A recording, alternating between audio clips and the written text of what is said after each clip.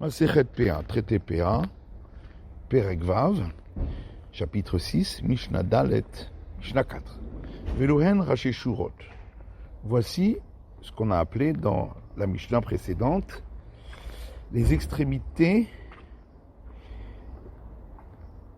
des rangées de gerbes. Shnaim Sheitrilou Memtsa Ashura. Si deux personnes ont commencé à ramasser les gerbes au milieu d'une rangée. Zepanav la Tzafon, Zepanav la Darom.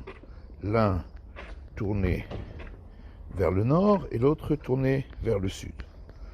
Veshachechu lifnehem ou lacharehem. Ils ont oublié des gerbes derrière eux et devant eux. Et chez lifnehem. Shikha. Les gerbes qui ont été oubliées alors qu'elles étaient devant eux, et donc ils sont passés à cet endroit, ça s'appelle un oubli, et c'est pour les pauvres.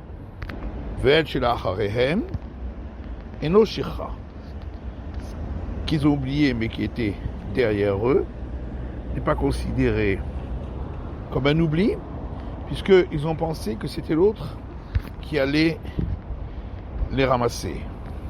Yahid sheitril Mirosh Ashura, s'il n'y avait qu'une seule personne qui a commencé à ramasser les gerbes depuis le début de la rangée, le Shachar, le Fanav ou la Harav, et il en a oublié derrière lui et devant lui, chez les Fanav et nos Shicha.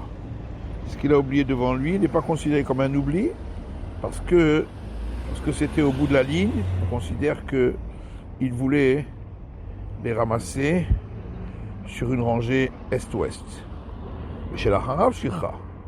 Mais ce qu'il n'a pas ramassé alors que c'était derrière lui, ça s'appelle un oubli, et c'est pour les pauvres, parce que s'applique le verset qui dit de ne pas retourner à cet endroit pour les ramasser. Zéaklal.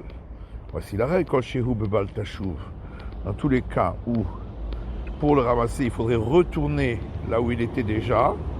S'applique le verset qui lui interdit de retourner. Et donc, Shircha, ça s'appelle un oubli qui est pour les pauvres. Chez Eno Beval Tashuv, lorsqu'il n'y a pas d'interdit de retourner, puisque c'est un endroit où il n'a jamais été, Eno Shircha, ça ne s'appelle pas un oubli, et ce n'est pas pour les pauvres, mais pour le propriétaire.